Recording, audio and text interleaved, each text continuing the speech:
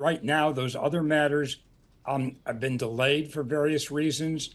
The big item is in Washington, D.C. and Atlanta, where they're waiting to see what the Supreme Court does with the immunity argument that Trump set forth. So I think that one really hinges on the immunity. But I think it does cast a whole different pale on these other cases, which most people have said are probably more serious in some ways, Right. although I would agree with that.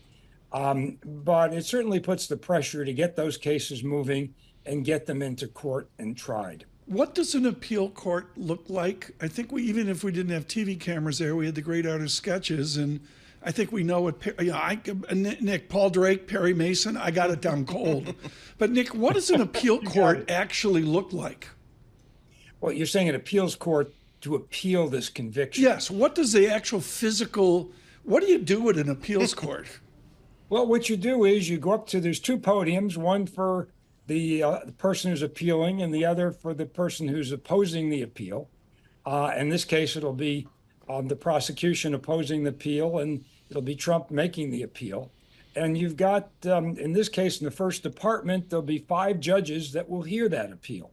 And so the only argument they really have is to try and somehow dredge out arguments based on the law to appeal this conviction, because essentially once you have a jury verdict and they've decided on the credibility of the witnesses and the facts, there's not much to appeal after that. And I don't think there's much to appeal either on the legal portion of this. So I don't think this appeal is going to go very far for Donald Trump. All right, Nick, then let's turn to the sentencing aspect of this case, July 11th. What are the scenarios? What are the most likely sentencing scenarios, Nick?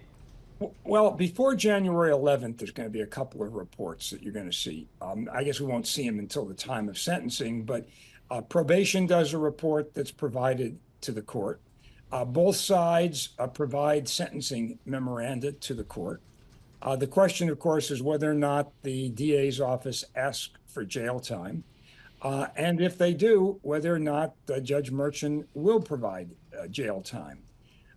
My opinion is that based on at least the fact that Michael Cohen served 3 years for these violations, and that Alan Weisselberg, the CFO of Trump Org, who was instrumental in setting up the phony corporate records on this and the payments that went out to reimburse Michael Cohen, he's already served 3 months in Rikers Island for unrelated matters, and now he's serving 3 months, another 3 months in Rikers Island for lying, and it's pretty clear that he has not cooperated against Donald Trump.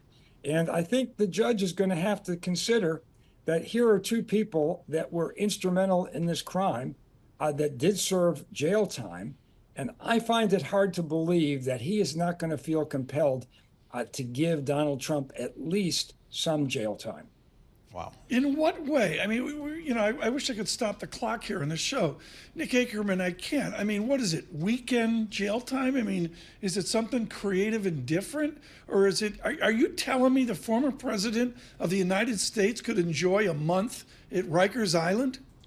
Yeah, absolutely. I mean, I think what they'd have to do is create a presidential suite at Rikers Island because the Secret Service has to be there with him, obviously. But I think there is a very strong likelihood that he is going to be sentenced to imprisonment.